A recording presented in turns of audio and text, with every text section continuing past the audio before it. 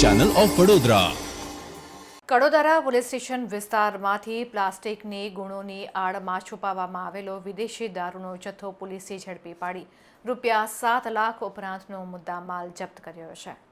Vadodara police station વિસ્તારના આંત્રોલી ગામની સીમમાંથી બલેરો pickup ગાડીમાં પ્લાસ્ટિકની ગુણોની આડમાં મોટી માત્રામાં દારૂનો જથ્થો સુરત લઈ જવાતો હતો. જે અંગેની બાતમી સુરત જિલ્લા એલસીબીને મળતા પોલીસે બલેરો પિકઅપને આંતરી તેની તપાસ હાથ ધરી હતી, જેમાં પ્લાસ્ટિકની ગુણોની આડમાં વિદેશી દારૂનો જથ્થો મળી આવ્યો હતો. જે પોલીસે દારૂના જથ્થા સાથે બલેરો પિકઅપ મળી કુલ ₹7,96,000નો મુદ્દામાલ જપ્ત કરી આરોપી વિરુદ્ધ ગુનો નોંધી આગળની વધુ કાર્યવાહી હાથ ધરી હોવાનું જાણવા મળ્યું છે.